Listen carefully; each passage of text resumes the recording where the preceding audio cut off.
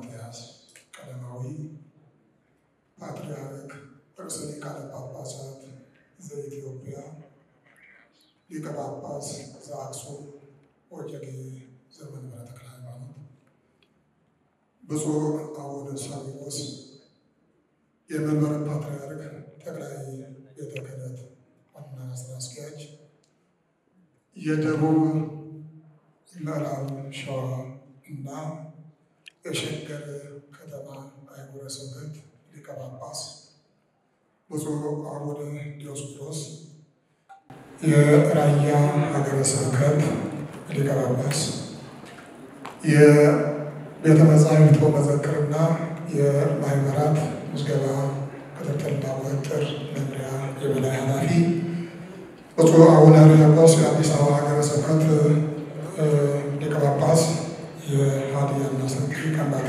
አህጉረ ስብከት ሊቀ ጳጳስ፣ ብፁዓን አበው ሊቃነ ጳጳሳት፣ የተከበሩ ረዳት ፕሮፌሰር ግርማ ባቶ የመንፈሳዊና ማህበራዊ ዘርፍ ምክትል ሥራ አስኪያጅ፣ ጊዜ ላለመውሰድ ሁላችሁም በዚህ ታላቅ ጉባኤ የተገኛችሁ የቤተ ክርስቲያናችን ኃላፊዎች፣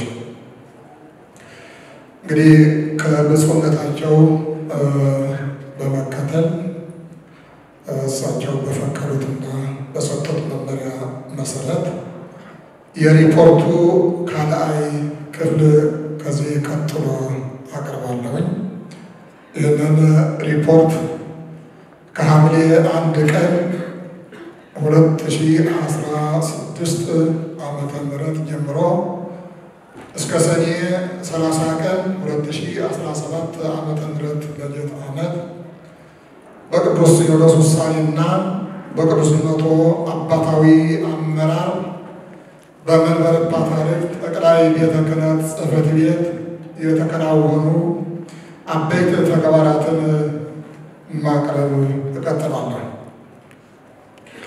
ብፁዕ ወቅዱስ አቡነ ማትያስ ቀዳማዊ ፓትርያርክ ርዕሰ ሊቃነ ጳጳሳት ዘኢትዮጵያ ሊቀ ጳጳስ ዘአክሱም ወዕጨጌ ዘመንበረ ተክለ ሃይማኖት ከሐምሌ 6 ጀምሮ በሰሜን አሜሪካ የነበራቸውን ሐዋርያዊ ጉዞ አጠናቀው ጳጉሜን 2 ቀን 2016 ዓመተ ምህረት ወደ ሀገራቸው ኢትዮጵያ የተቀደሰ ሐዋርያዊ መንበራቸው ሲመለሱ በብፁዓን አበው ሊቃነ ጳጳሳት መሪነት በቦሌ አየር ማረፊያና በመንበረ ፓትርያርክ ቅድስተ ቅዱሳን ማርያም ገዳም ደማቅ አቀባበል ተደርጎላቸዋል።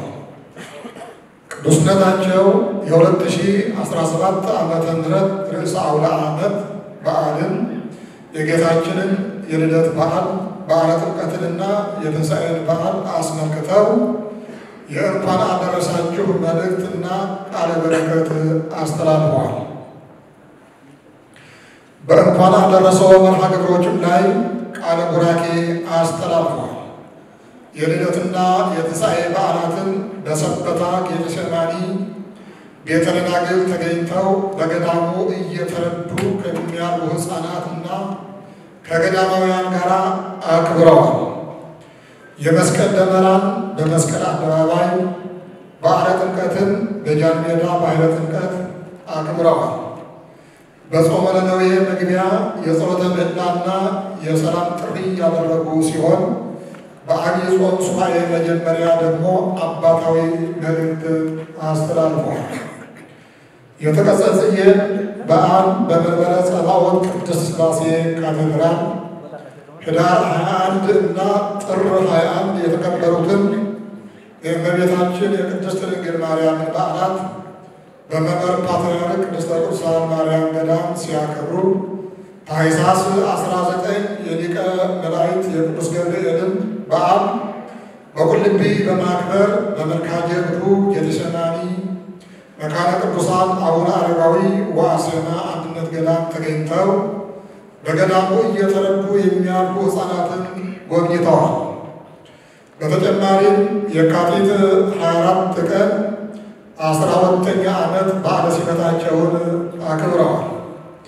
ሚያዝያ 27 የተከበረውን የድል በዓል በምስካየ ኅዙናን መድኃኔዓለም ገዳም ሲያከብሩ ታኅሳስ 28 ቀን በቦሌ ደብረ ሳሌም መድኃኔዓለም መጥምቁ ዮሐንስ ወአቡነ አረጋዊ ካቴድራል የአእላፋት ዝማሬ መርሃ ግብር ላይ በመገኘት ቃለ ምዕዳንና ቡራኬ ሰጥተዋል። በአዲስ አበባ ሀገረ ስብከት የሰንበት ትምህርት ቤቶች አንድነት በኩል መንፈሳዊ ትምህርታቸውን የተከታተሉ 6200 የሰንበት ተማሪዎችን መርቀዋል። 9 የቤተክርስቲያናችን መንፈሳዊ ኮሌጆች የጋራ ምክክር ጉባኤን በሊቃውንቱ ጉባኤ የተዘጋጀውን ዝክረ ኒቅያ ወደ ጥናትን የገዳማውያን አበምኔቶችና እመምኔቶች የስልጠናና ምክክር መርሃ ግብርና ዝክረ ወንጌል ወዝክረ ሊቃውንት በሚሉ መርሃ ግብሮች 14ኛው ዓለም አቀፍ የሰንበት ትምህርት ቤቶች ቀን ጠቅላላ ጉባኤ መክፈቻና ማጠናቀቂያ ላይ በመገኘት አባታዊ ቃለ ቡራኬ አስተላልፈዋል። በዓለ ሆሳዕናን የጸሎተ ሐሙስ የሕጽበተ እግርና የበዓለ ስቅለት ሥርዓተ ጸሎት በስግደትም በዓለ ትንሣኤን በመንበረ ጸባዖት ቅድስት ሥላሴ ካቴድራል በማክበር ቡራኬ አስተላልፈዋል። በመንበረ ፓትርያርክ ቅድስተ ቅዱሳን ማርያም ገዳም የሰሙነ ሕማማትን ሥርዓት መርተዋል። ከጥቅምት 4 እስከ 9 ቀናት የተከናወነውን 43ኛውን አጠቃላይ ሰበካ መንፈሳዊ ጉባኤን በርዕሰ መንበርነት መርተዋል። በማጠቃለያውም አባታዊ ቃለ ቡራኬ አስተላልፈዋል። ከጥቅምት 12 እስከ 21 ድረስ እና ግንቦት 6 የረክበ ካህናት ቅዱስ ሲኖዶስ ምልዓተ ጉባኤያትን በመምራት የማጠቃለያና መግለጫን በመገናኛ ብዙኃን አስተላልፈዋል። በግንቦት ረክበ ካህናት ቅዱስ ሲኖዶስ ምልዓተ ጉባኤ በተመረጡት ብፁዕ ጠቅላይ ዋና ሥራ አስኪያጅና ብፁዕ የቅዱስ ሲኖዶስ ዋና ጸሐፊ የትውውቅ መርሃ ግብር ተገኝተው ቃለ ምዕዳንና ቡራኬ አስተላልፈዋል። ዓለም አቀፍ የሰላም ጉባኤ ላይ አባታዊ የሰላም ጥሪ አስተላልፈዋል። አዲስ የተሾሙት የሰላም ሚኒስቴር ሚኒስትር ክቡር አቶ መሐመድ ኢድሪስን በጽሕፈት ቤታቸው ተቀብለው አነጋግረዋል። የኢትዮጵያ ሲቪክ ማህበራት የጋራ ምክር ቤት መርሃ ግብር ላይ ተገኝተው ቃለ ቡራኬ አስተላልፈዋል። ለመንበረ ጸባዖት ቅድስት ሥላሴ ካቴድራል ብር 120,000 ለግሰዋል። ቅድሳቱ ሲጠናቀቅም ጥር 6 ቀን ባርከው ቅዳሴ ቤቱን በማክበር ታቦተ ሕጉን ወደ መንበረ ክብሩ አስገብተዋል። የዋልድባ አብረንታንት መድኃኔዓለም ገዳም አባቶችን አነጋግረዋል። ወደ ኢየሩሳሌም የሚጓዙ ምዕመናንን በአባታዊ ቃለ ቡራኬ ሸኝተዋል። የካራአሎ ደብረ ቀርሜሎስ መድኃኔዓለም ጻድቁ አቡነ ገሪማ ገዳምና የናዝሬት ደብረ ገነት ቅድስት ኪዳነ ምሕረት ሕንፃ አብያተ ክርስቲያናትን ባርከው ቅዳሴ ቤቱን አክብረዋል።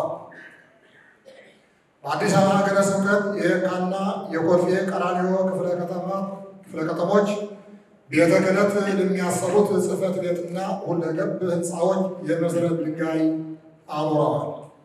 የአዲስ አበባ ከተማ አስተዳደር በኮሪደር ልማት ምክንያት በፈረሰው ጽርሐ ምኒልክ ሕንፃ ምትክ ያስገነባው አዲስ ሁለገብ ሕንፃ ለኢትዮጵያ ኦርቶዶክስ ተዋሕዶ ቤተክርስቲያን ሲያስረክብ ሕንፃውን ከክብርት ከንቲባ ወይዘሮ አዳነች አቤቤ ጋር በመመረቅና ቁልፉን በመረከብ ለከተማ አስተዳደሩ ከንቲባ ከፍ ያለ ምስጋና አቅርበዋል። የጎፋ መካነ ሕያዋን ቅዱስ ገብርኤል ካቴድራል ሰንበት ትምህርት ቤት ለመቄዶንያ ያሰባሰበውን 1,700,000 ብር ለክቡር ዶክተር ቢንያም በለጠ በማስረከብ ቡራኬ ሰጥተዋል። ከቅዱስ ሲኖዶስ ዕውቅና ውጭ ተሾመው ከነበሩት መካከል በይቅርታ የተመለሱትን 3 መነኮሳትን በጽሕፈት ቤታቸው ተቀብለው አባታዊ ምክር ሰጥተዋል። ሰኔ 24 ቀን የችግኝ ተከላ አከናውነዋል። ከቅድስት ሥላሴ ዩኒቨርሲቲ 447 ደቀ መዛሙርትንና ከሰዋስወ ብርሃን ቅዱስ ጳውሎስ መንፈሳዊ ኮሌጅ 779 ደቀ መዛሙርትን መርቀዋል። የላቀ ውጤት ላመጡትም ሽልማት በመስጠት ቃለ ቡራኬ ሰጥተዋል። አዲስ የተመረጡት የማኅበረ ቅዱሳን አመራር አባላት አባታዊ መመሪያ ሰጥተዋል። በቅዱስ ሲኖዶስ የተዘጋጀውን መጽሐፈ ጸሎተ ምንኩስና ወቡራኬ ዘቤተ ክርስቲያን ባርከው በመመረቅ በስራው ለተሳተፉ ብፁዓን ሊቃነ ጳጳሳትና ሊቃውንት የምስጋና ምስክር ወረቀት ሰጥተዋል። ሌሎች በትግርኛ ቋንቋ የተዘጋጁ መጻሕፍትንም መርቀዋል። በየጊዜው ለሚዘጋጁ መጽሔቶች መልእክቶች በጽሑፍ ተልከዋል። የመንግስት ከፍተኛ ባለስልጣናትና ዲፕሎማቶች፣ የተቋማት መሪዎችና ታዋቂ ግለሰቦች በተያዘላቸው ሰዓት በክብር ተስተናግደዋል። በበጀት ዓመቱ ቅዱስነታቸው በውጭ ጉዳዮች ከራሽያ ኦርቶዶክስ ቤተክርስቲያን ጋር የሚሰራውን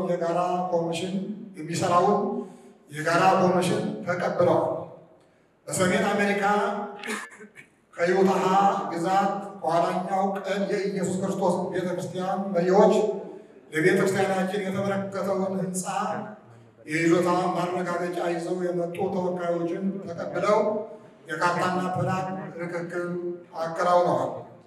ከብፁዕ ቅዱስ ባስልዮስ ማርቶማ ማቴዎስ ሶስተኛ የህንድ ማራንከራ ኦርቶዶክስ ቤተክርስቲያን ፓትርያርክ የተላኩ ሜትሮፖሊታን ማር ዩልዮስና ልኡካንን በሜትሮፖሊታን ቢመን የተመራ የግብፅ ኮፕቲክ ቤተክርስቲያን ልኡካንን የአክስ ቸርች ኦፍ ስዊድን ቸርች ኃላፊዎችን ኤሪክ ዲ ሞረስ የፈረንሳይ ቤተክርስቲያን ኮንፈረንስ ፕሬዚዳንትና የሪየኒስ ሊቀ ጳጳስን ላውረንተ ኡልሪች የፓሪስ ሊቀ ጳጳስን ዳሚጉ የብረን ዮሪዮን ሊቀ ጳጳስን የፈረንሳይ ቤተክርስቲያን ጉባኤ ጠቅላይ ጸሐፊን ተቀብለው አነጋግረዋል። የእስራኤል የውጭ ጉዳይ ምክትል ሚኒስትር ክብርት ሻረን ሐስኬል የእስራኤል አምባሳደር ክቡር አብርሃም ንጉሴንና የግሪክ ኦርቶዶክስ ልኡካንን ተቀብለው አነጋግረዋል። የጀርመን ምክትል አምባሳደር የአርመን ቤተክርስቲያን ሊቀ ጳጳስን የአርመንና የጣሊያን አምባሳደሮችን በጽሕፈት ቤታቸው ተቀብለው አነጋግረዋል። ለአዲሱ የካቶሊካዊት ቤተክርስቲያን ርዕሰ ሊቃነ ጳጳሳት ፖፕ ሊዮ 14ኛ የእንኳን ደስ አለዎ መልእክት አስተላልፈዋል። የጣሊያን ብሔራዊ ቀን አከባበር ላይ ተገኝተዋል። በውጭ ጉዳይ በኩል የትርጉምና ከፓስፖርት ጋር የተያያዙ ጉዳዮች ተሰርተዋል። በመንበረ ፓትርያርክ ጠቅላይ ቤተ ክህነት ጽሕፈት ቤት አስተዳደር የተሰሩ ስራዎችን በተመለከተ በአገልግሎት ላይ ያሉ ወንድ 253፣ ሴት 142 በቋሚነት 4 የኮንትራት በድምር 399 ሰራተኞች ሲኖሩት በበጀት ዓመቱ 61 አበይት ጉዳዮችን ለሚመለከተው አካል በማቅረብ አስፈጽመዋል። ለ124 ሰራተኞች እድገት ዝውውርና ቅጥር ተፈጽመዋል። ለአደባባይ በዓላት ለ43ኛው አጠቃላይ የሰበካ ጉባኤ ድርሻውን ወጥተዋል። ለጠቅላይ ጽሕፈት ቤቱ ሰራተኞች ለጽሕፈት ቤት ግብዓቶችና የቢሮ ዕቃዎች ሕጋዊ ግዥ እንዲፈጸም አድርገዋል። ተሽከርካሪዎች በየጊዜው ሰርቪስ እንዲያገኙ አድርገዋል። በኮሪደር ልማት ምክንያት የፈረሰው የዋናው ግቢ አጥር በኤጋ ቆርቆሮ እንዲታጠር አድርገዋል። ለቅዱስ ሲኖዶስ ምልዓተ ጉባኤ የቤተ መጻሕፍት መዘክሩን የማስዋብ ስራ ሰርተዋል። በአንደኛና ሁለተኛ መዝገብ ቤት 3760 ደብዳቤዎች ወጪ ገቢና ተቀማጭ ተደርገዋል። ከጠቅላይ ቤተ ክህነት ከመንፈሳዊ ኮሌጆች እና ከአህጉረ ስብከት 60 ሰዎች የጡረታ ውርስ እና የጡረታ መብት እንዲያገኙ አድርገዋል። የልደት፣ የጋብቻ፣ የትምህርትና የሙት ማረጋገጫ ሰነዶች አገልግሎትን እንዲሰጡ አድርገዋል። በሂሳብና በጀት የ2017 ዓመተ ምህረት ገቢን በተመለከተ በሀገር ውስጥ ከሚገኙ አህጉረ ስብከት ብር 282 ሚሊዮን 9983 ብር ከ26 ሳንቲም ከአዲስ አበባ ሀገረ ስብከት ብር 631 ሚሊዮን 677,516 ብር ከ91 ሳንቲም በውጭ ዓለማት ከሚገኙ አህጉረ ስብከት ብር 14 ሚሊዮን 965,460 ብር ከ89 ገቢ ሆኗል። በአጠቃላይ የፐርሰንት ክፍያ ድምር ብር 928 ሚሊዮን 652,961 ብር ከ06 ገቢ ሆኗል። በዚህ ዓመት ከቤቶችና ህንፃዎች አስተዳደርና ልማት ድርጅት የኪራይ ገቢ ብር 206 ሚሊዮን 437,205 ብር ከ24 ሳንቲም የማተመላሽ ብር 23 ሚሊዮን 485,334 ብር ከ7 ሳንቲም ሲሆን የመሬት ካሳ ብር 27 ሚሊዮን 616,640 ብር ከ83 በድምሩ ብር 257 ሚሊዮን 539,180 ብር ከ14 ሳንቲም በበጀት ዓመቱ ገቢ ሆኗል። ከቁልቢ ንዋየ ቅድሳት ማደራጃ ብር 10 ሚሊዮን ድጋፍ ተደርገዋል። ከመምሪያው ማለት ነው። ከትንሣኤ ማሳተሚያ ድርጅት ብር 500,000 ድጋፍ ተደርገዋል። ከአዲስ አበባ ሀገረ ስብከት ብር 1 ሚሊዮን የድጋፍ በጀት ተደርገዋል። እንግዲህ እነዚህ ያው አነስ ብሎ ስታዩዋቸው አጠቃላይ እንዳይመስላችሁ ከጽሕፈት ቤቶቹ ለጠቅላይ ቤተ ክህነት ከሌላ ገቢያቸው ተጨማሪ ድጎማ ሆነው የሚሰጡ ናቸው። ልዩ ልዩ ገቢዎችን በተመለከተ ከጠቅላይ ቤተ ክህነት ጽሕፈት ቤት ልዩ ልዩ ገቢ ብር 5 ሚሊዮን 541,511 ብር ከ60 ሳንቲም ገቢ ተገኝቷል። ለስብከተ ወንጌል ማስፋፊያና ማጠናከሪያ ከሰራተኞች ደሞዝ የተሰበሰበ 1% ብር 713,309 ብር ከ23 ሳንቲም ገቢ ተገኝቷል። ልዩ ልዩ ድጋፍና እርዳታ ብር 2 ሚሊዮን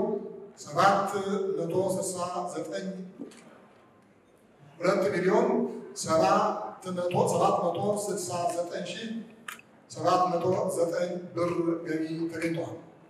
በዶላር ሂሳብ ቁጥር ያለው ተቀማጭ በምንዛሪ ለውጥ ሲታይ ብር 18 ሚሊዮን 86,277 ብር ከ40 ሳንቲም ሆኖ ይገኛል።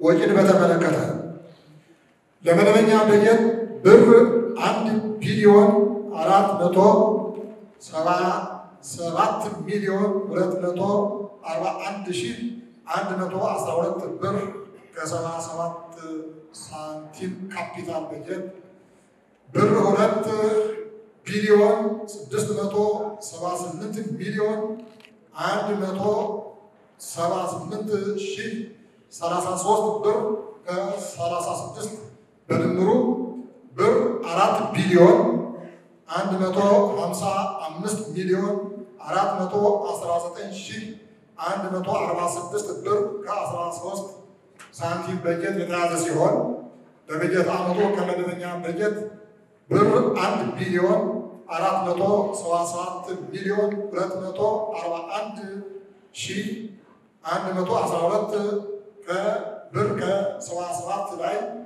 ብር 1 ቢሊዮን 85 ሚሊዮን 349,977.97 ወጪ ሆኖ ብር 391 ሚሊዮን 891,131 ብር ከ80 ሳንቲም ወደሚቀጥለው በጀት ዓመት እንዲዞር ተደርጓል። በ4 ኪሎ እና በፒያሳ አካባቢ የሚገኙ ህንፃዎች ለእድሳት የወጣ ማለት ነው ብር 242 ሚሊዮን 874,200 229 ብር ከ34 ሳንቲም ወጪ ተደርጓል። ለእድሳት ለአዲሱ የስብከተ ወንጌል አዳራሽ በአሮጌ ቄራ ለንግድና ለመኖሪያ ቤት የልማት ስራዎች ብር 265 ሚሊዮን 788,362 ብር ከ41 ሳንቲም ክፍያ ተፈጽሞ እየተገነቡ ይገኛሉ። በቁልቢ ቅዱስ ገብርኤል ገዳም ንዋየ ቅድሳት ማደራጃ መምሪያ ብር 167 ሚሊዮን 305,568 ብር ከ53 ሳንቲም የተገኘ ሲሆን ለመምሪያውና ለገዳሙ ስራ ማስፈጸሚያና ለልዩ ልዩ የበጀት ድጋፍ ብር 81 ሚሊዮን 370,640 ብር ከ14 ሳንቲም ወጪ ሆኖ ከወጪ ቀሪ ብር 85 ሚሊዮን 934,928 ብር ከ39 ሳንቲም ሲሆን ብር 10 ሚሊዮን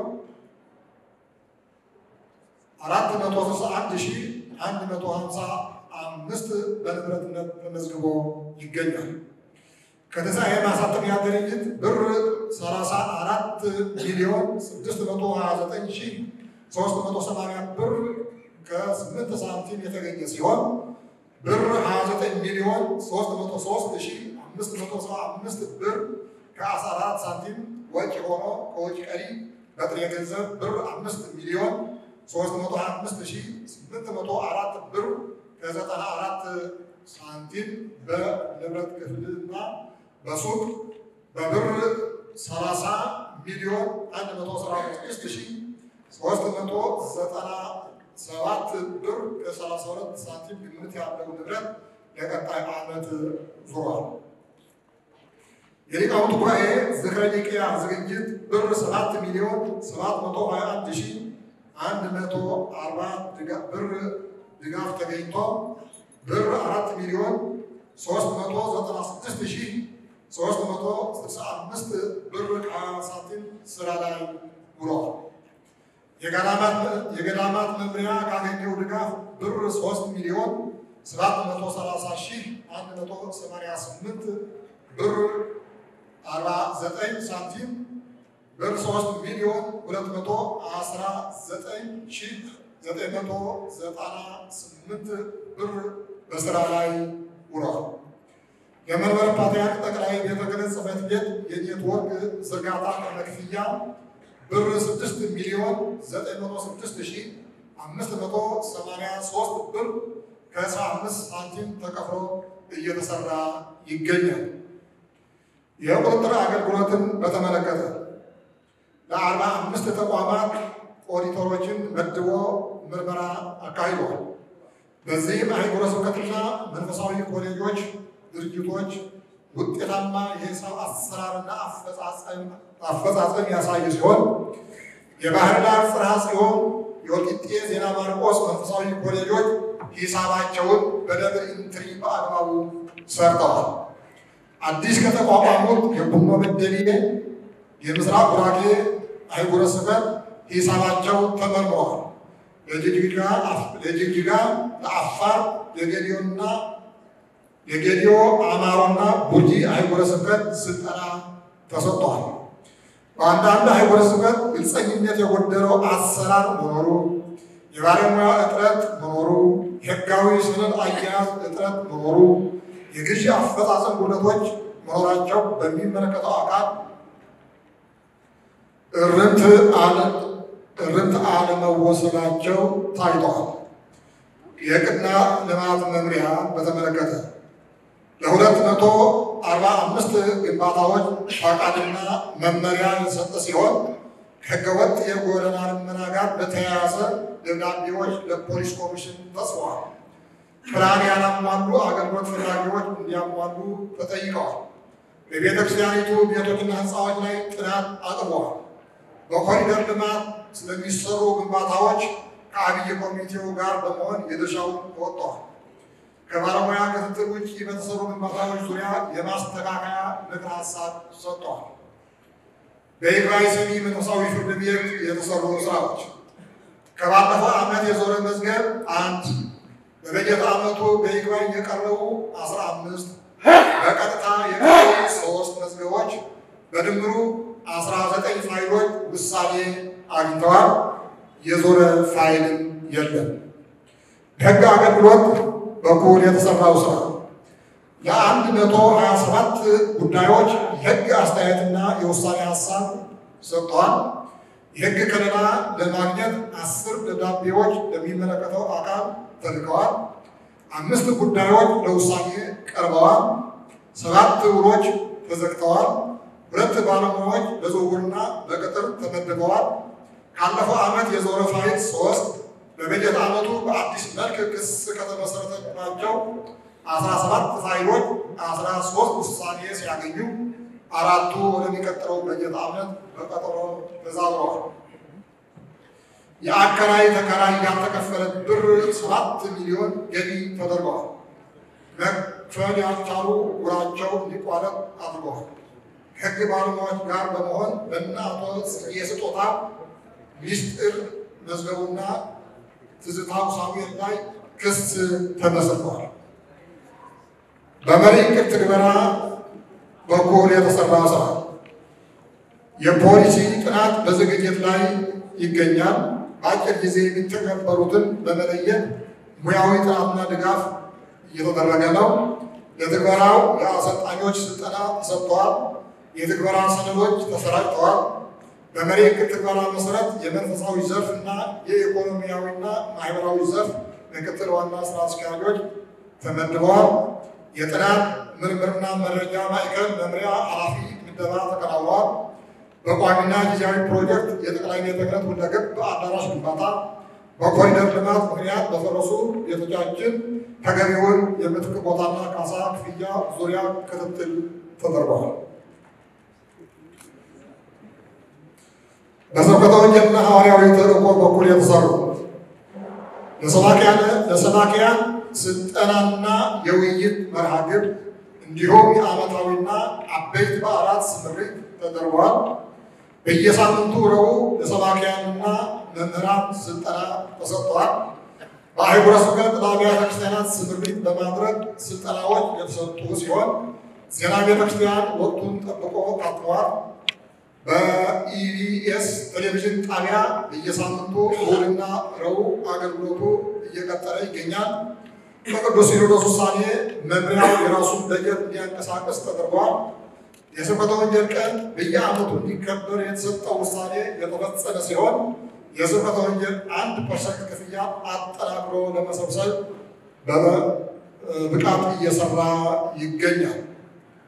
የሊቃውንት ጉባኤን በተመለከተ በመምህራንና ሊቃውንት የተዘጋጁ ጽሑፎችን እርማትና ማስተካከያ የተሰጠ ሲሆን በመንበረ ጸባዖት ቅድስት ሥላሴ ካቴድራል ወለል ላይ ባለው የመስቀል ምስል ለተነሳው ውዝግብ ለቋሚ ሲኖዶስ መግለጫ አቅርቧል። አቡነ ጴጥሮስ በሚል የተዘጋጀው ፊልም እርማትና አስተያየት ሰጥቷል። የክርስቲያን በጎ አድራጎት ልማት ማህበር የመስቀል ዓርማ ያቀረበው ጥያቄ መግለጫ ሰጥቷል። የሥርዓተ ፊደላት ስልጠና ተደርጓል። በየቋንቋው የተደረሱ 65 መጻሕፍትና መዝሙራትን አስተካክሎ መልሷል። የአማርኛና የግዕዝ መጽሐፍ ቅዱስ የትምህርት ዝግጅት እየተካሄደ ሲሆን የኢትዮጵያ ቅዱሳን ያካተተ ስንክሳር ረቂቅ እየተዘጋጀ ይገኛል። ዝክረ ኒቅያ ዘሰለስቱ ምዕት በሚል ሀገር አቀፍ የጉባኤ ቤት መምህራንና ሊቃውንት ውይይት ተደርጎ ውጤቱ ለቅዱስ ሲኖዶስ ቀርቦ ውሳኔ ተሰጥቶበታል። የሊቃውንቱ ጉባኤ በ6 ክፍሎች እንዲዋቀር በቅዱስ ሲኖዶስ አስፈቅደዋል።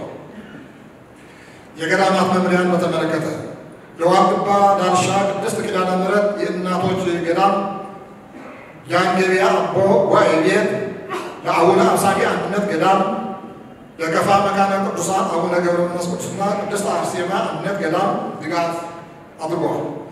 የስልጠና ምክክር መርሃ ግብር አከናውነዋል።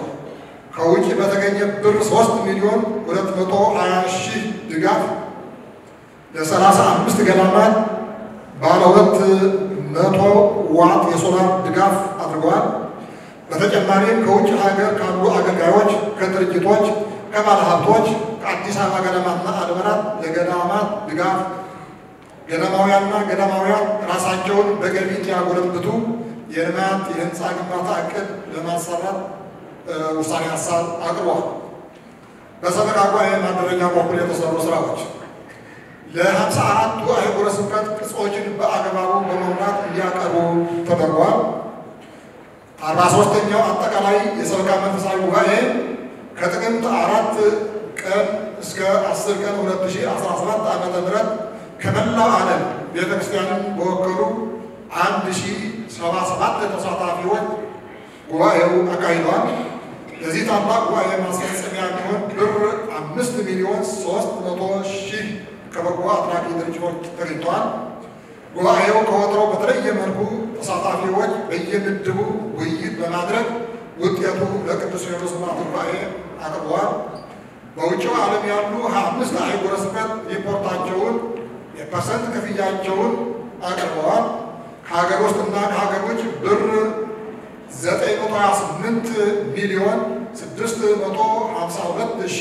928,652,961 ብር የፐርሰንት ገቢ ተገኝተዋል። በወቅታዊ ችግር ምክንያት ባለፉት 3 ዓመታት 11 አህጉረ ስብከት ሪፖርት አለማቅረባቸው ተገልጿል። የአዋጅ ነጋሪ መጽሔትና ቃለ ዓዋዲ የገቢና ወጪ መመዝገቢያ ቅጾች ታትመው በየአህጉረ ስብከቱ የሚመለከታቸው ተሰራጭተዋል።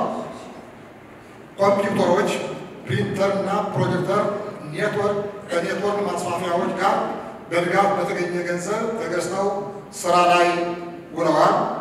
በአህጉረ ስብከት ስምሪት በማድረግ ስልጠና እና የምክክር ጉባኤ ተካሂዷል። የአህጉረ ስብከት የሪፖርት ማቅረቢያ ቅጽ፣ የምዕመናን መመዝገቢያ ሰነድ ተሰራጭተዋል። በበጀት ዓመቱ የሰሜን ሸዋ ደብረ ብርሃን ሀገረ ስብከት የ5 ዓመት ስልታዊ እቅድ በማዘጋጀትና በየ3 ወሩ ሪፖርት በማድረግ ከሰበካ ጉባኤ ማደራጃ መምሪያ የሚሰጣቸውን ግብረ መልስ በተግባር በመዋል በእቅድ የሚመራ አርአያ የሆነ ሀገረ ስብከት ሆኖ አግኝቶታል። መምሪያው በበጀት ዓመቱ ከፍተኛ ክትትልና ቁጥጥር በማድረግ በርካታ ወቅታዊ ችግሮች ባሉበት ሁኔታ የፐርሰንት ገቢን ብር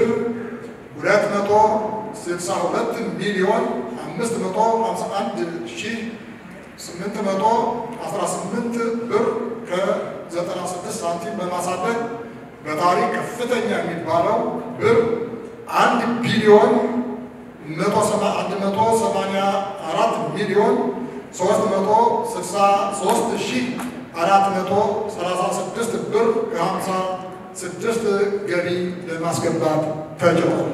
በቅርስ ጥበቃ ቤተ መጻሕፍት ወመዘክር በኩል የተሰሩ ስራዎች ጎብኚዎችን ለመሳብ በኢትዮጵያ ኦርቶዶክስ ተዋሕዶ ቤተክርስቲያን መገናኛ ብዙኃን ስርጭት የቅኝት መርሃ ግብርና በማኅበረ ቅዱሳን ቴሌቪዥን እናስተዋውቃችሁ በሚል የሚዲያ ሽፋን ሙዚየሙን የማስተዋወቅ ሥራ ተሰርቷል።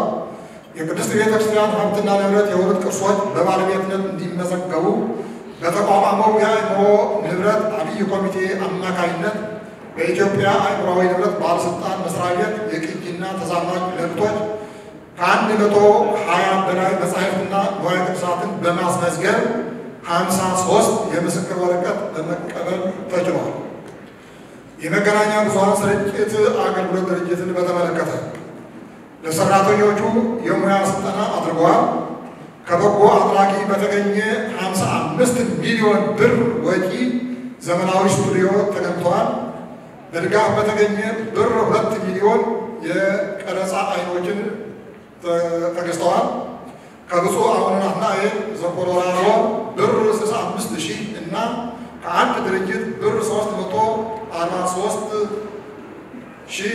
343,377 የኢንተርኔት ሰርቨር ድጋፍ አግኝተዋል። ቅዱስነታቸው በተገኙባቸውና በዓለ መስቀልና በዓለ ጥምቀት፣ ሆሳዕና፣ በሰሙነ ሕማማት፣ በትንሣኤና በሌሎች በዓላት የቀጥታ ስርጭት እንዲካሄድ አድርገዋል። በአማርኛ፣ በኦሮምኛ፣ በትግርኛና በሌሎች ቋንቋዎች በድምሩ 2124 መርሃ ግብሮች አየር ላይ ውለዋል። በማህበራዊ ድረገጾቹ በብዙ ሚሊዮኖች ቁጥር በመላው ዓለም ተደራሽ ሆነዋል። በበጀት ዓመቱ 17,194,436 ብር ከ76 ሳንቲም ገቢ አግኝተዋል። የአፋን ኦሮሞ መገናኛ ብዙኃን ማሰራጫን በተመለከተ የቅዱስ ሲኖዶስ ውሳኔዎችንና ልዩ ልዩ መንፈሳዊ ዜናዎች ተዘግበዋል። ቅዱስነታቸው በተገኙበት ቦታ በመገኘት የዘገባ ስራ አከናውነዋል። በኦሮምኛ፣ በአማርኛ፣ በጋሞኛ፣ በሀዲያኛ፣ በጉራግኛ፣ በሲዳምኛ፣ በወላይትኛ፣ በከፊኛ፣ በክስታንኛ ቋንቋዎች አገልግሎቱ ተደራሽ አድርጓል። መዋቅሩን ጠብቆ ለመስራት በዘመናዊ ሂሳብ አያያዝ የገቢና የወጪ ደረሰኞች ታትመው በስራ ላይ ውለዋል። በሰው ኃይልና በዘመናዊ የቢሮ መገልገያ መሳሪያዎችም ተደራጅተዋል። በዲጂታል ሚዲያ በሚሰጠው አገልግሎት ክፍያ በማስጀመር የዩቲዩብ ክፍያ ገቢ ማግኘት ተችሏል። የመስክ ቀረጻ የተደረገ 2 ቴራባይት እና 270 ጊጋባይት ከ96 ሜጋባይት የምስልና የድምፅ ቀረጻ አየር ላይ እንዲውል ተደርጓል። የህዝብ ግንኙነት መምሪያን በተመለከተ በማህበራዊ ገጽ ወቅታዊ ዜናዎችን፣ የቅዱስ ሲኖዶስ ውሳኔዎችንና ተቋማዊ መረጃዎችን አዳርሰዋል። መጽሔቶችን፣ ጽሑፎችን በመጫንና የህትመት ውጤቶችን አሰራጭተዋል። ድምፀ ተዋህዶ በሚል አዲስ ማህበራዊ ገጽ በመክፈት ተደራሽ እንዲሆን አድርገዋል። ኦርቶዶክሳዊ የሆኑ ባለሙያዎች የዘገባ ፈቃድ በመስጠት የዘገባ ፈቃድ አክብረው የማይሰሩትን ፈቃዳቸውን ሰርዘዋል። ሐሰተኛ መረጃዎችን በማጋለጥ ለማረምም ተችሏል። ከ10 የመንግስት ሚዲያዎች ጋር ትስስር ተደርገዋል። በህትመት ሚዲያዎች አማካኝነት በዘመን መለወጫ፣ በልደት በዓል፣ በጥምቀት፣ በትንሣኤ፣ በበዓለ ሲመትና በህንፃ ምርቃት ልዩ እትሞች በአማርኛና በእንግሊዝኛ በማዘጋጀት አሰራጭተዋል። ድምፀ ተዋህዶ መድብል መጽሐፍ በአማርኛና በእንግሊዝኛ በማሳተም ለፕሮቶኮል አካላት እንዲላክ አድርጓል። የካህናት አስተዳደር መምሪያን በተመለከተ ቅዱስነታቸው ከሰሜን አሜሪካ ሐዋርያዊ ጉዞ አቀባበል ለበዓለ መስቀልና ለበዓለ ጥምቀት አቀባበል የቅዱስነታቸው እንኳን አደረሰው መርሃ ግብሮች፣ የአደባባይ በዓላት፣ የበዓለ ሲመት፣ የቅዱስ ሲኖዶስ ምልዓተ ጉባኤ መክፈቻ ጸሎት፣ ለብፁዕ ጠቅላይ ሥራ አስኪያጅና ብፁዕ የቅዱስ ሲኖዶስ ጸሐፊ ትውውቅ፣ የፒያሳ ጽርሐ ምኒልክ ህንፃ ምረቃና የኮሌጆች ደቀ መዛሙርት ምረቃ መርሃ ግብሮች በመንፈሳዊ ስነ ስርዓት እንዲካሄድ የበኩሉን ጥረት አድርገዋል።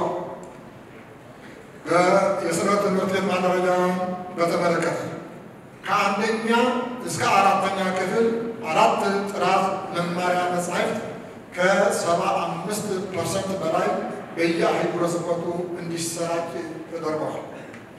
የ5ኛ፣ የ6ኛና የ7ኛ ክፍል 18 መጻሕፍት 24,000 ቅጂ ታትመዋል። ከ1ኛ እስከ 4ኛ ክፍል ያሉትን 21 መጻሕፍት በአፋን ኦሮሞ ተተርጉመው ታትመዋል። ከ8ኛ እስከ 14ኛ ክፍል ያሉ መጻሕፍት በሶፍት ቅጂ እንዲሰራጩ ተደርገዋል።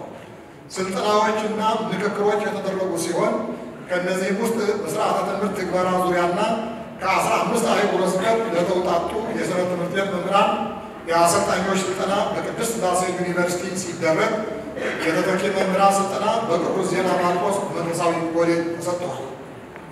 በቤተክርስቲያናችን መገናኛ ብዙኃን የፈለገ ጥበብ ሚዲያ መርሃ ግብር ተከናውኗል። የመስቀል ደመራና በዓለ ጥምቀት እንዲከበሩ የማስተባበር ስራ ተሰርተዋል። ስርዓተ ትምህርት ትግበራ የጀመሩ አጥቢያ ሰንበት ተማሪዎች የ12ኛ ክፍል ተፈትነው እንዲመረቁ ተደርገዋል። የሰንበት ትምህርት ቤቶች መረጃ ዳታ ቤዝ በማልማት የሙከራ ትግበራ ተጀምረዋል። በትምህርትና ማሰልጠኛ መምሪያ በኩል የተሰሩ ስራዎች የፊደላት አጠቃቀምና የሥነ ጽሑፍ ስልጠና ተሰጥተዋል።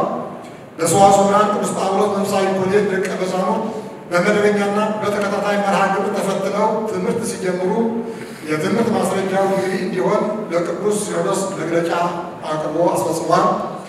በታሪካ ነገሥት በዓታ ለማርያም ገዳም አዳሪ ትምህርት ቤት 19 ተማሪዎች ትምህርት እንዲጀምሩና ያሉት ችግሮች በውይይት እንዲፈቱ አድርገዋል። የአብነት መምህራን አብይ ኮሚቴ ውይይት አድርጓል።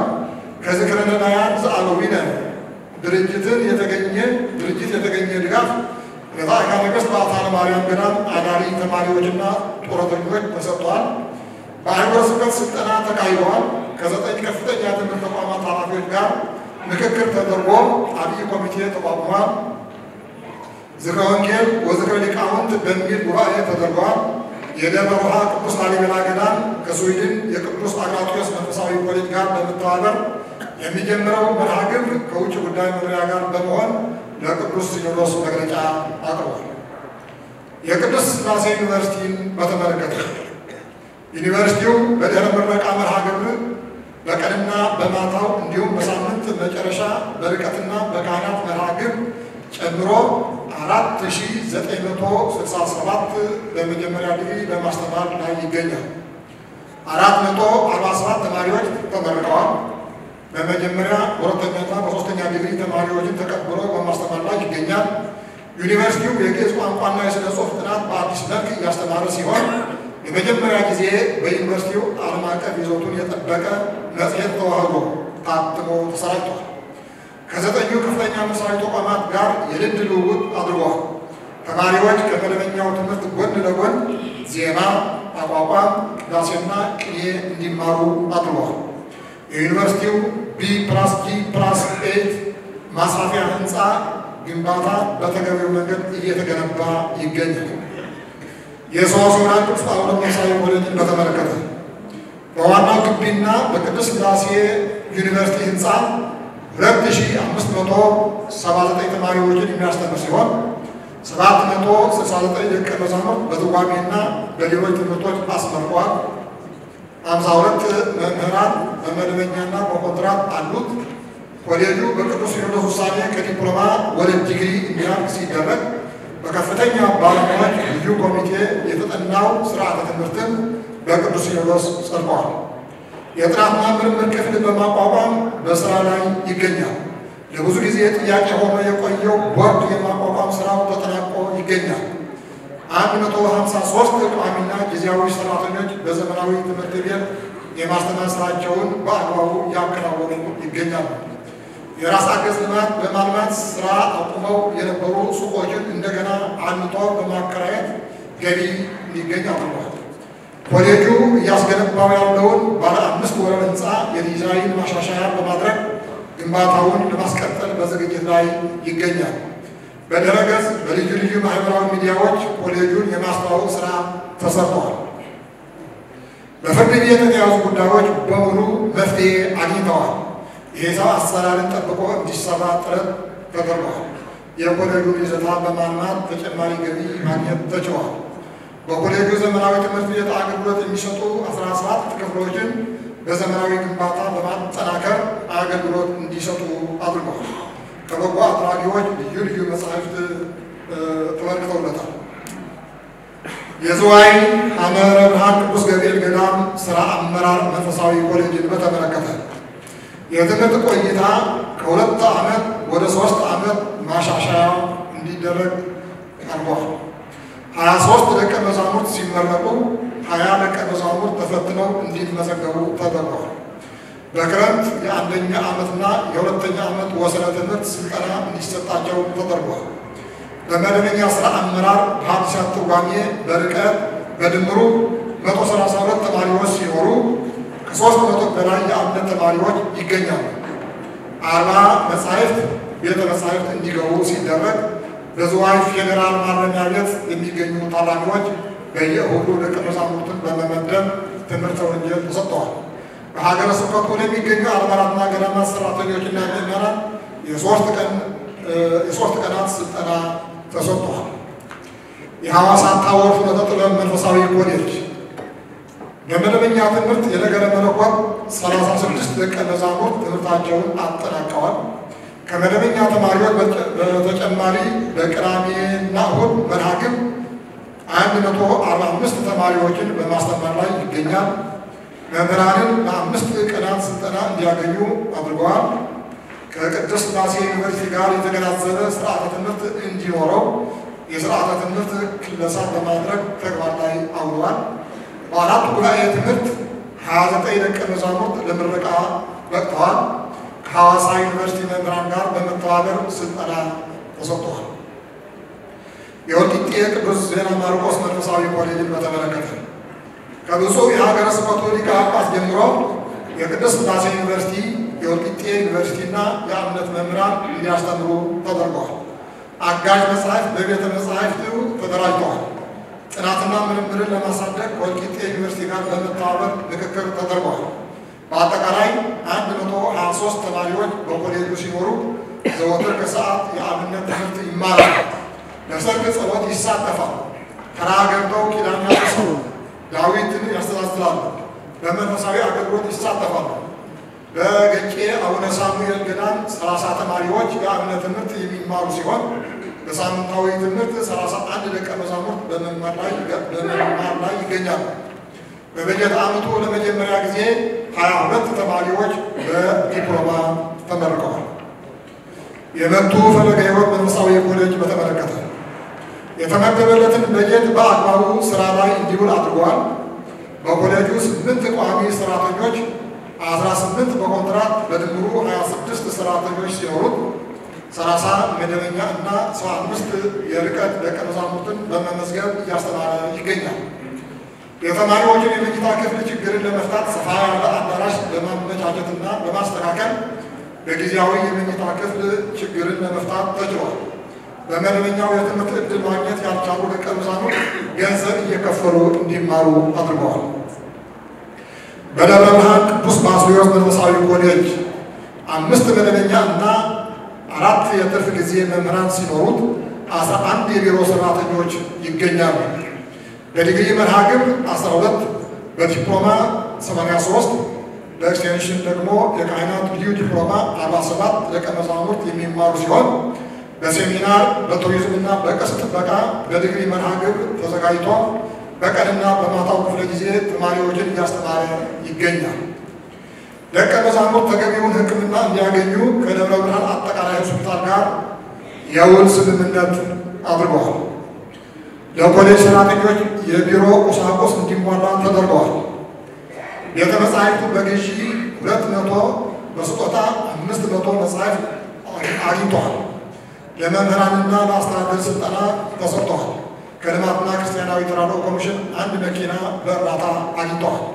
ኮሌጁ ከመንግስት በተቀበለው 22,000 ካሬ ሜትር ቦታ ላይ 42.45 ኩንታል ስንዴ በማምረት 1,000 አፕል፣ የአቮካዶ፣ የማንጎ፣ የወይራ፣ የዋንዛና የሸውሸዌ ችግኝ ተተክለዋል። በባህር ዳር ጥራቱ የመንፈሳዊ ኮሌጅ በመደበኛ ክፍለ ጊዜ 47 ደቀ መዛሙርት በዲግሪና በትርጓሜ እየተማሩ ይገኛሉ። አጫጭር ስልጠናዎች ተሰጥተዋል። 6 የመማሪያ ክፍሎች የያዘ ባለ 1 ወለል ግንባታ የተጀመረ ሲሆን 3ቱ ተጠናቀው በስራ ላይ ውለዋል። ከባህር ዳር ዩኒቨርሲቲ ተማሪዎች በፍላጎት ትርጓሜ መጻሕፍትን በነፃ ይማራሉ። ለቤተ መጻሕፍቱ 57 መጻሕፍት በድጋፍና በግዥ ተገኝተዋል። በትርፍ ጊዜ የተማሩ 78 ደቀ መዛሙርት ትምህርታቸውን አጠናቀዋል።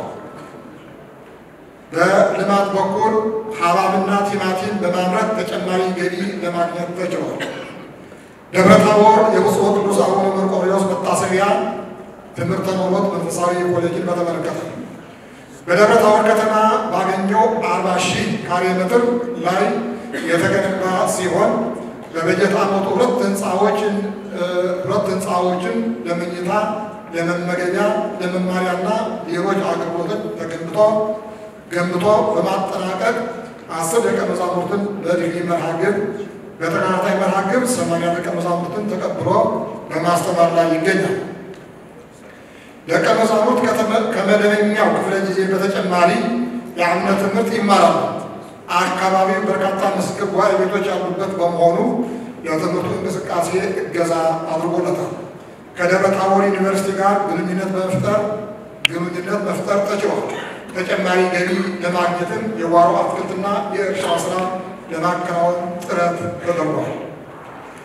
በልማትና ክርስቲያናዊ ተራድኦ ኮሚሽን በኩል የተሰራው ስራ በሰብአዊ እርዳታ፣ በልማትና በሰላም ግንባታ ዘርፎች በሚሊዮኖች ለሚቆጠሩ የህብረተሰብ ክፍሎች በ49 ፕሮጀክቶች የሰብአዊ ድጋፍና መልሶ ማቋቋም ፕሮግራም በአማራና በትግራይ በግጭት ለተጎዱ አካባቢዎች 15403 ተፈናቃዮችንና ለችግር ተጋላጭ የሆኑ የህብረተሰብ ክፍሎችን የህይወት ማዳን ስራ ሰርተዋል። 55084 የህብረተሰብ ክፍሎችን በመልሶ ማቋቋም የገንዘብ ድጋፍ ለ10216 ለችግር ተጋላጭ የሆኑ ህፃናት የመማሪያ ማዕከላትን በማቋቋም ድጋፍ አድርገዋል። በስደተኞችና ከስደት ተመላሾች ጉዳይ ፕሮግራም 186438 የህብረተሰብ ክፍል በቀጥታ ተጠቃሚ ሲሆኑ በግብርና ልማት፣ ምግብ ዋስትናና የደን ልማት ፕሮግራም የምርጥ ዘር አቅርቦት፣ የፍራፍሬ የአትክልትና የቡና ችግኝ፣ ሀገር በቀልና ሁለገብ የዛፍ ችግኝ ድጋፍ አድርገዋል። የንጹህ መጠጥ ውሃ አቅርቦትና የግል አካባቢ ንጽህና አጠባበቅ ፕሮግራም 6 ምንጮች፣ 4 የውሃ ፓምፕ፣ 2 ጥልቅ ጉድጓዶች ተሰርተዋል። 2 የተሻሻሉ መጸዳጃ ቤቶች ለ2 ትምህርት ቤቶችና ለአካባቢው ማህበረሰብ ሊያገለግል የሚችል ገንብቶ አስረክቧል። በጤና ማህበራዊና ስርዓተ ጾታ ፕሮግራም በርካታ የህብረተሰብ ክፍሎች ተደራሽ ያደረገ ተግባር አከናውኗል። በሰላም ግንባታ መርሃ ግብር በሰሜን ሸዋ፣ በአርሲ፣ በአማራና በኦሮሚያ ክልሎች በ12407 ሰዎች በሰላም ግንባታ፣ በግጭት አፈታትና በማህበረሰብ እርቅ ዙሪያ የግንዛቤ ማስጨበጫ መርሃ ግብር ሰጥቷል። በህፃናትና ቤተሰብ ጉዳይ ድርጅት የተሰራ ስራ በ9 ማዕከላት 5072 ህፃናትን በቀጥታ በማዕከላትና በማህበረሰብ ውስጥ በኮሌጆችና ዩኒቨርሲቲዎች ወላጅ አጥ ህፃናትን ችግረኛ ቤተሰቦችን ብር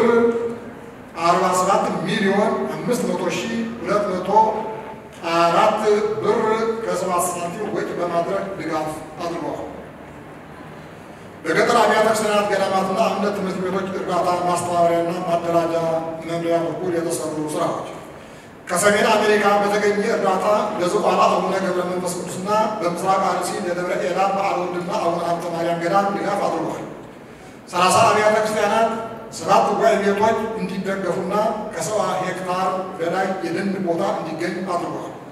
ለገቢ ማስገኛ የሚሆን ወፍጮ፣ የሥራ መሳሪያ፣ የውሃ ፓምፕ ለአህጉረ ስብከት አስገኝተዋል። ገዳማት በብራና ጽሑፍ፣ በከተማ ቦታ፣ በደሞዝ ድጎማ፣ በግብርና ልማት፣ በከብት እርባታ ድጋፍ እንዲያገኙ አድርገዋል። በማህበራት ምዝገባ ክትትልና ቁጥጥር መምሪያ በኩል የተሰሩ ስራዎች በመምሪያ በኩል የቤተክርስቲያንን መዋቅር ማዕከላዊነት አክብረው ለመስራት ፈቃደኛ በመሆን ፈቃድ የተሰጣቸውን ማህበራት ተገቢውን ክትትልና ቁጥጥር አከናውኗል። በአጠቃላይ ፈቃድ ለተሰጣቸው 12 ማህበራት የሚመሩባቸውን መተዳደሪያዎችና የክትትል ሰነዶች አሰራጭተዋል። በስራቸውም 5310 ምዕመናን እንደሚገኙ ተረጋግጧል። የቤቶችና ህንፃዎች አስተዳደርና ልማት ድርጅት በተመለከተ ድርጅቱ በኮሪደር ልማት ምክንያት 3 ህንፃዎችን ጨምሮ 211 መኖሪያ ቤቶችና 106 የንግድ ቤቶች ፈርሰዋል። በሙሉና በከፊል ከፈረሱ ቤቶች የካሳ ገቢ የተደረገ ሲሆን በፈረሱ ቤቶች ለቀሪዎቹ ካሳ የሚከፈልበት ሁኔታ ላይ ጥያቄው የሚመለከተው አካል ቀርቦ በሂደት ላይ ይገኛል። በተለያዩ ክፍለ ከተሞች በፈረሱ ቤቶቻችን ይሰጥ ከነበረው 19729.32 ካሬ ሜትር ላይ 11203 ካሬ ሜትር በመረከብ ቀሪውን 8526.32 ካሬ ክትትል እየተደረገበት ይገኛል። በፊንፊኔ ቡክ ሆቴል በተወካዮች ምክር ቤት እና በኦሮሚያ ሲቪል ሰርቪስ ኮሚሽን ፌዴሬሽን ምክር ቤት ሲጠቀሙበት በነበረው ህንፃ ምትክ በተሰጠው ምትክ ቦታ ላይ የቤተክርስቲያናችን 22 ቤቶች በመኖራቸው ረጅም ዓመታት ቤተክርስቲያን ሳትረከበው የቆየው 22856 ካሬ ሜትር ቦታው ጸድቆ ርክክብ ባይፈጸምም የቦታ ባለቤትነት ማረጋገጫ ቅድመ ካርታ ተሰጥቶን ዋናውን ዲጂታል ካርታ ለማውጣት በዝግጅት ላይ እንገኛለን። ከተረከብናቸው ቦታዎች በአራዳ ክፍለ ከተማ በ6000 ካሬ ሜትር ቦታ 2 ቤዝሜንት ፕላስ ጂ ፕላስ 12 እና በፒያሳ አካባቢ 2 ቤዝሜንት ፕላስ ግራውንድ ፕላስ 7 በአሮጌው ቄራ በ875 ካሬ ሜትር B+13 ሁለገብ ህንፃ ለመስራት ዝግጅቱ ተጠናቋል። በአሮጌው ቄራ በ480 ካሬ ሜትር ቦታ ላይ እየተሰራ ያለው B+D+10 ህንፃ 93% ስራው ተጠናቋል። በ1000 ካሬ ሜትር እየተሰራ ያለው B+D+9 ግንባታው 40% የተሰራ ሲሆን ቀሪ ስራው በሌላ ኮንትራክተር እንዲሰራ ተወስኖ በሂደት ላይ ይገኛል። በፒያሳ ጥራ ምኒልክ ተብሎ የሚጠራው በፈረሰው ህንፃ ምትክ የአዲስ አበባ ከተማ አስተዳደር በራሱ ወጪ ያሰራው B+G+4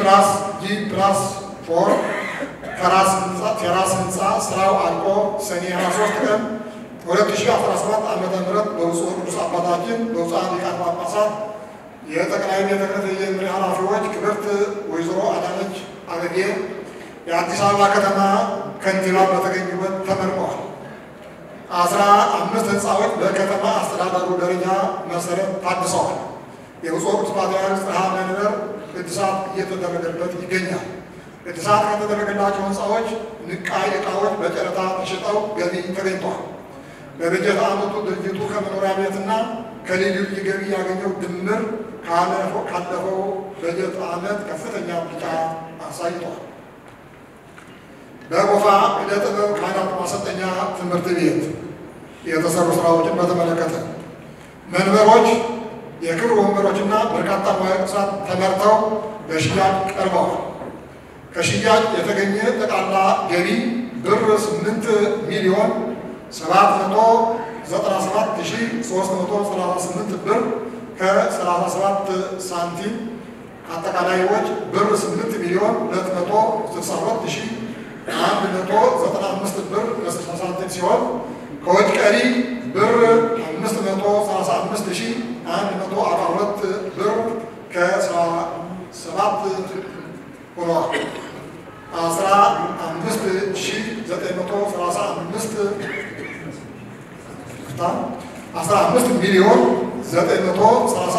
15,935,720 ብር 20 በጥሬ ዕቃ መኖሩን የሂሳብ ሪፖርቱ ያስረዳል። በትንሣኤ ማሳተሚያ ድርጅት በኩል የተሰሩ ስራዎች በርካታ ቅዱሳት መጻሕፍት ታትመው ለሽያጭ ቀርበዋል። በበጀት ዓመቱ ብዛት 45,170 መጻሕፍት ታትመው ገቢ የሆኑ ሲሆን 29,038 ገቢ ያልሆኑ 18,132 እና 197 ማኅተሞችና ቲቶሮች ታትመውና ተሰርተው ገቢ ከሆኑ በኋላ ለአህጉረ ስብከት ተሰራጭተዋል። ጠቅላላ ገቢ ወለድን ጨምሮ ብር 34,629,380 ብር ከ8 ሳንቲም ተመዝግቧል። በንብረት ክፍሉ ዋጋ የተተመነላቸው 124,108,170 ብር ግምት ያላቸው ንብረቶች ይገኛሉ። በትንሣኤ ዘጉባኤ ማተሚያ ቤት በኩል የተሰራው ስራ ከመንበረ ፓትርያርክ ጠቅላይ ቤተ ክህነት ጽሕፈት ቤት ከአዲስ አበባ ሀገረ ስብከትና ከትንሣኤ ማሳተሚያ ድርጅት የሚሰጡ ትእዛዞችን ተቀብሎ ሞዴሎችን በማተም በወቅቱ አስረክቧል።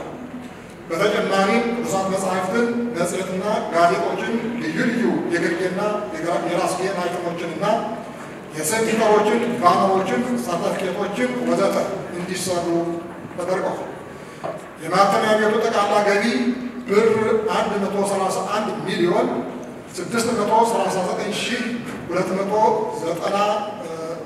131,239,279 ብር 26 ሳንቲም ሆኖ ተመዝግቧል። ከዚህ ወጪ ብር 102,360,401 ብር ከ89 ሳንቲም ወጪ ሆኗል። ከወጪ ቀሪ ብር 28,278,877 ብር ከ37 ሳንቲም ሆኖ ይገኛል። ካለፈው ዓመት ጋር ሲነጻጸር ብር 12,519,327 ብር ከ50 ሳንቲም ብልጫ ሊመዘገብ ችሏል። በቁልቢ ንዋየ ቅድሳት ማደራጃ መምሪያ በኩል የተሰሩ ስራዎች በበጀት ዓመቱ ብር 99,474,756 ብር ከ92 ሳንቲም ገቢ ሲሆን በሁለት በዓላት የተገኙ ንዋየ ቅድሳት ተመዝግበው ገቢ በማድረግ በሽያጭ ክፍል የተገኘ ገቢ ብር 20,218,680 ብር ከ64 ሳንቲም ገቢ ተገኝተዋል። በአጠቃላይ የበጀት ዓመቱ ገቢ ብር 1,119,693,437 ብር ከ56 ሳንቲም ነው። በባለሙያ ተረጋግጠው የሚቀመጡ የከበሩ ንዋያትን በተገቢ መንገድ ባንክ እንዲቀመጡ ተደርገዋል። ማህበረ ቅዱሳንን በተመለከተ በዩኒቨርሲቲና በኮሌጆች በሚሰጠው አገልግሎት ከ200,000 በላይ የግቢ ጉባኤ ተማሪዎችን በሀገር ውስጥና በውጭ ሀገራት በተለያዩ ቋንቋዎች እያስተማረ ይገኛል። 27,524 ተመርቀው ባላቸው ሙያ ቤተክርስቲያንን እንዲያገለግሉ ተሰማርተዋል። 8,418 የግቢ ጉባኤ ተማሪዎች የእምነት ትምህርት የተማሩ ሲሆን 146ቱ ስልጣነ ክህነት ተቀብለዋል። ለተተኪ አመራሮችና ተተኪ መምህራን ስልጠና ተሰጥተዋል። ስርዓተ ትምህርቱን በመከለስ 14 መማሪያ መጻሕፍት ተዘጋጅተዋል። የቆስ መማሪያ መጻሕፍት ተሰራጭተዋል። በልዩ ልዩ ቋንቋዎች በስብከተ ወንጌልና ሐዋርያዊ አገልግሎት የሚሰማሩ 1,501 አገልጋዮች ስልጠና ተሰጥተዋል። 191 አገልጋዮች ወርሃዊ ድጎማ ድጋፍና ክትትል በማድረግ 11,577 በላይ ትምህርታዊ ጉባኤያት በማከናወን 41,905 አዳዲስ አማንያን ተጠምቀዋል። በዳውሮኛ፣ በቆንትኛ፣ በጉምዝኛና በሸክኛ ቋንቋዎች የ48 ሰዓት ነገረ ሃይማኖት በድምፅና በምስል ተዘጋጅተዋል። በሶስት ቋንቋዎች በሲዳምኛ፣ በወላይትኛ፣ በጋሞኛ ቋንቋዎች የውዳሴ ማርያም ትርጉም ስራ ተሰርተዋል። በካህናት እጥረት ተዘግተው ለነበሩና አዲስ ለተሰሩ 34 አብያተ ክርስቲያናት ካህናት ተቀጥረው አገልግሎት እንዲሰጡ ተደርገዋል። ደቡብ ኦሞ በአሪ ዞኖችና በካፋ አህጉረ ስብከት 4 አብያተ ክርስቲያናት ተመርቀው አገልግሎት ጀምረዋል። በወላይታ ሰቦና ዳውሮ አህጉረ ስብከት 3 አብያተ ክርስቲያናት በመሰራት ላይ ይገኛሉ። በአማርኛና በኦሮምኛ ቋንቋዎች 1,929 ምዕመናን በርቀት መርሃ ግብር እየተማሩ ሲሆን 371 ተመርቀዋል። ስብከተ ወንጌልና ሐዋርያዊ አገልግሎትን ለማዳረስ ብር 58,673,518 ብር ወጪ ተደርጓል። 31 መጻሕፍት በ94,544 ቅጂ በተለያዩ ቋንቋዎች ታትመው ተሰራጭተዋል። በ173 የአምነት ትምህርት ቤቶች ለሚገኙ 239 መምህራንና ለ2,220 ደቀ መዛሙርት ብር 10,713,090 ብር ወጪ ወርሃዊ ድጎማ ተደርጓል። በአባ ጊዮርጊስ ዘጋስጫ ነፃ የትምህርት ዕድል ተጠቃሚ ለሆኑ 37 ደቀ መዛሙርት ብር 427,945 ብር ወርሃዊ ድጋፍ ተደርጓል። 4 አዳዲስ የአብነት ትምህርት ቤቶች የተቋቋሙ ሲሆን ትምህርታቸውን ያጠናቀቁ ደቀ መዛሙርት ተመርቀዋል። በወቅታዊ ችግር ጉዳት ለደረሰባቸው በትግራይና በሌሎች ክልሎች ለሚገኙ ገዳማትና አብነት ትምህርት ቤቶች ብር 6,834,100 ድጋፍ ተደርጓል። በምስራቅ ወለጋ ሀገረ ስብከት በምስካበ ቅዱሳን ዑራኤል በአቡነ ሳሙኤል ገዳም የአብነት ትምህርት ቤቶች ለ40 አዳሪ ተማሪዎች ህንፃ በብር 8,870,407 ብር 25 ተጠናቆ ተመርቋል። በሰሜን ጎንደር ሀገረ ስብከት የቅዱስ ያሬድ ሁለገብ የገቢ ማስገኛ ፕሮጀክት ግንባታ ብር 23,021,025 ብር ከ40 ሳንቲም ወጪ ተደርጓል። ለምዕራብ ኢትዮጵያ አብያተ ክርስቲያናት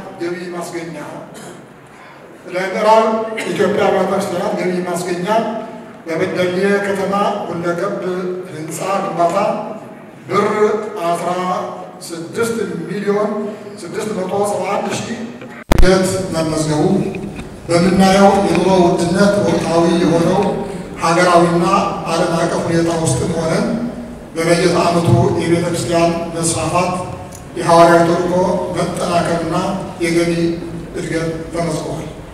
በቅዱስ ሲኖዶስ ውሳኔና በቅዱስነታቸው ሐዋርያዊ አመራር የትምህርት ተቋማት እድገት በርካታ ወጣቶች ከአብነትና ከከፍተኛ ትምህርት ተቋማት መመረቅ፣ የሰንበት ትምህርት ቤት መማሪያ መጻሕፍትና መጻሕፍት በወጥነትና በማዕከል ተዘጋጅተው በየቋንቋ መተርጎም፣ በመምሪያዎች የስልጠና መድረኮች መዘጋጀት፣ የሰበካ ጉባኤና የስብከተ ወንጌል መጠናከር፣ በገዳማት ትብብርና የቤተክርስቲያንን አእምሯዊ ሀብትና መብት በማስከበር የተደረጉ ጥረቶች፣ በቅዱሳት መጻሕፍት ስርጭትና በማህበራዊ አገልግሎት የታዩ ጥረቶች ተጠቃሽ ናቸው።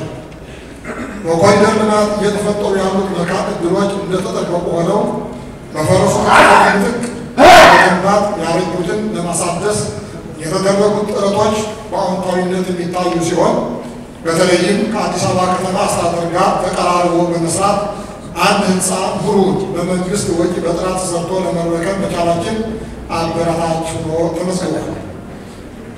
በአንጻሩ በዕቅድ ላይ የተመሰረተ ሪፖርት አለመቅረቡ አሁንም በተለመደው መንገድ ብቻ እየሄድን በዙሪያችን እየተለወጠና እየቀደመን ያለውን አሰራር ግምት ውስጥ አለማስገባታችን በቁጥጥር ግኝት መሰረት በርካታ አህጉረ ስብከትና ተቋማት ዓመታዊ የንብረት የወጪና ገቢ ቁጥጥር አለመካሄዱና የአሰራር ክፍተት መኖሩ መታረም የሚገባቸው ክፍተቶች ሆነዋል።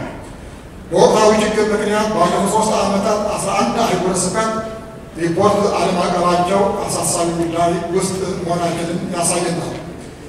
ከዚህም ጋር በሰላም ግንባታ በሀገራዊ መረጋጋትና በቤተ ክርስቲያን አንድነት ልዩ ትኩረት አድርገን አለመስራታችን ሊሰመርበት የሚገባ ሆኖ ይገኛል።